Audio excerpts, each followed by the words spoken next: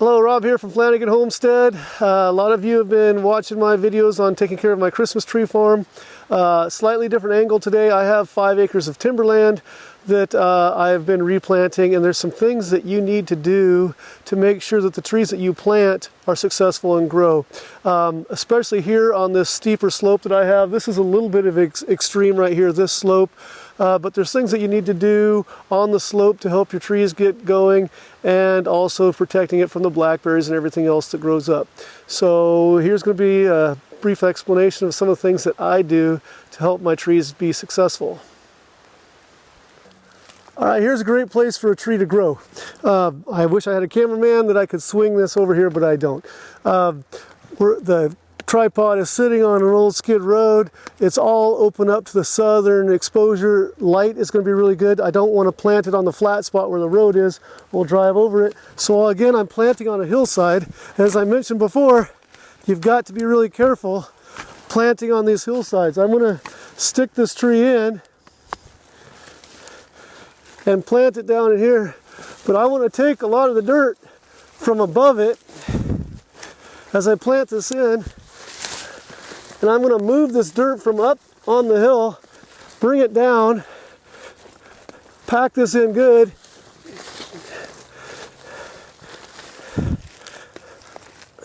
And now I've got the tree planted, but I don't know how well you can see on the camera, but I've got basically level ground for 1.5 feet over here, because all this debris, the leaves and branches that fall off, land and they tumble down the hill. And the lightest little branch leaning against this tree gets this tree to start growing up sideways, and we can't have that. So I really like to just take a minute or two. If you want this tree to grow straight up, create a flat space above it. The steeper the slope, the more flat space you need, and then stuff won't become tumbling down and it won't grow over the tree. And again, flag it with your tape or you won't find it the next year when the blackberries try to grow over it, and you'll whack it down. So put that in there, it'll be easy to find. This tree should do really well here. Here's an example of a tree that was not given enough flat space and planting, and either things falling down against its trunk pushed it out, or just the weight of the tree itself. But you can see the trunk of the tree is growing out sideways here. As it grows out sideways, it wants to grow straight up, so it's starting to turn itself up. And then this last year, it's almost straight up now. But obviously we're not going to have that beautiful straight trunk that we wanted. If it gets a good strong root system, it can continue to grow in here and it will straighten itself out. But it's also because of the weight pushing, it's counterbalanced or off balanced. The weight will tend to want to pull this tree out as it gets heavier. Okay, here's a prime example of why you got to be careful when planting on a hillside and giving it an extra space. So this tree I planted on the hillside, you can see it's coming out the hill here. Branches and logs fell down the hillside and landed on it, pushed it down. We've got the blackberry vines that grew on it and are also pulling it down. I need to eliminate those.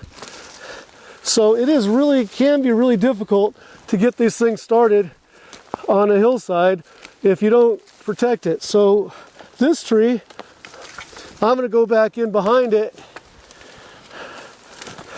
try to get a lot of this dirt that's wanting to run down the hill and push it down, give a flat space for debris to land, and get all this debris off of it. You can stand these trees back up and tie them up for a while, but you need to realize if you tie them up, then they're counting on that support. You need to, they need to develop their own strength eventually, or they're just going to fall. But again, I like to create a flat space above the tree so when debris falls, it can land on that and keep the blackberry bushes off of it. Here's a tree in here. You probably could hardly see it, but it's got a trunk that's probably only 1 inch in diameter, but it's growing nice and straight up. But the problem is there's all these blackberry vines growing out of the side of the hill, and they sit on the branches of the tree. And so what happens when we get our first snow this year, the snow is going to sit on the tree, and the tree is going to start to lean, and it's also going to sit on the blackberry vines, and the weight is going to just multiply on the blackberry vines and the leaning tree. It'll start putting it, and this tree is still thin enough that eventually, if we get a snow, and then the snow's the second day on top of it, as it leans, it gets on the side, and it will actually take this tree that is now almost 10 feet tall and push it to the ground. And it's a shame to lose a tree that's 10 feet tall. So normally I do the clearing on stuff like this. I run a big chainsaw on my weed whacker, but for the audio on this video, I'm not going to do that. But I need to be able to get some of these blackberry vines that are attached here clipped off,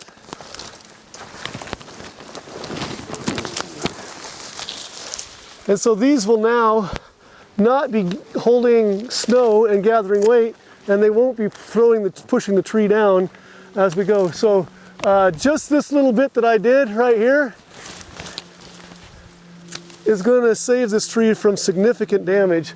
It will probably be able to handle the snow itself, and the blackberry vines are not now wrapped around the tree, so it won't gather snow and just create a mat of snow that just drags this tree to the ground.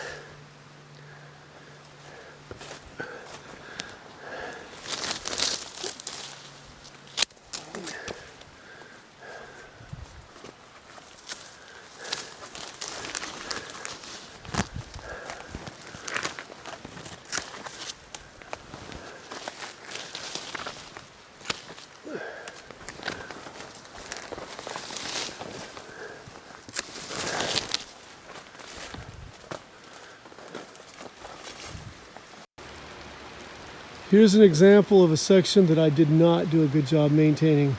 This area, I cleared out a bunch of trees and I planted a whole bunch of trees. Similar to that one that's about 5-6 feet tall that we just looked at over there. I did not continue clearing the blackberries because we thought we were going to be logging these trees this year, and it was just going to all fall on this, so these trees were going to get knocked down anyway, so I left them alone. Well, we didn't log, and now I've got this blackberry bushes that grew up everywhere, and you can see, let me see if I can get through these bushes. Here's an example of a tree. Do you see the top of that fir tree there? There's one of the fir trees. There's fir trees in here every 10 feet somewhere. And what happened is I didn't control the blackberries. They grew up.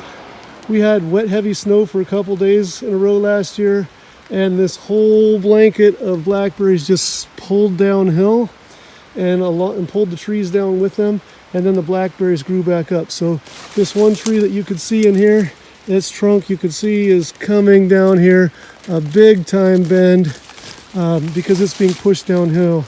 I'm going to have to get my chainsaw out, try to whack down these blackberries and see if I can save any of these trees.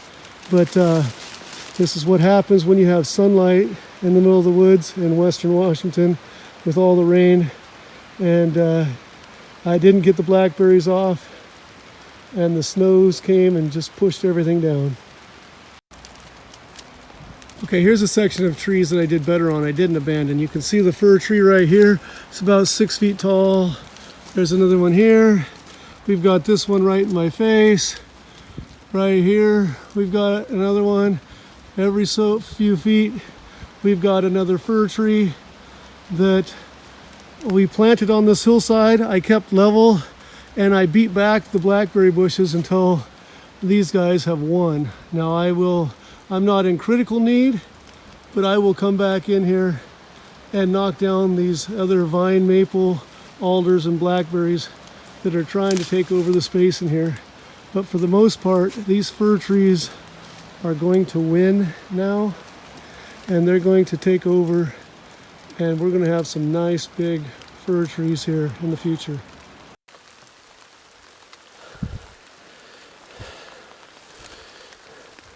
People are always asking, well, how old is the tree? I don't know, or how fast do they grow? This tree is kind of shaded, so it doesn't grow as fast as some of the other Dougs on my property. I've got a lot of Doug firs that are putting off 2-3 feet a year. 3 feet is pretty common when they get to about 7 years old. But they put out a terminal bud to shoot straight up, and then lateral buds that go out the side, all right on the top. Okay, there's other lateral buds in other places that will grow out. So this tree had a whorl right here with 4 lateral buds and a terminal bud. The terminal grew up this year, sometime in March or April, it started growing up to here, and then the lateral buds grew out. Now these other lateral buds that are just randomly spaced were there, but then there's another whorl right here where you can see all these branches all on the same level. So this was 2 years ago. So we've got 1 year ago, 2 years ago right here to this whorl, 3 years ago to this whorl where there's 5 branches coming out. Again, there's random lateral buds other places, but there's a whorl. And then down here, can't quite see it on the camera, 4 years ago. So where there's randomly spaced lateral buds like this, that's just random branches. But where they're all in an even row there they come out, that was where 1 year's growth started. That was the terminal bud or the top of the tree the previous year. So this is the same tree up close. Here you see the terminal bud, that one bud right in the center, and then there's buds, lateral buds out on the side that will grow out in a whorl. So there's always the one terminal bud, and this one looks like it has 4 lateral buds to create a nice whorl. Here's another example of the growth of the tree. You can see the top there, and then there's a definite whorl right here. So it grew about 2.5 feet last year. You come back down here, there's another definite whorl right here. So there was a little over 2 feet that year. You come down, here's another definite whorl right here. That was 1.5 feet that year. And then down here, we're getting into ferns. You don't see it as well, but it was probably a little over 1 foot that year. So this tree in the last 4 years has put on about 7 feet, it looks like. Hope you enjoyed the timberland on my property. Please consider liking, subscribing, and sharing.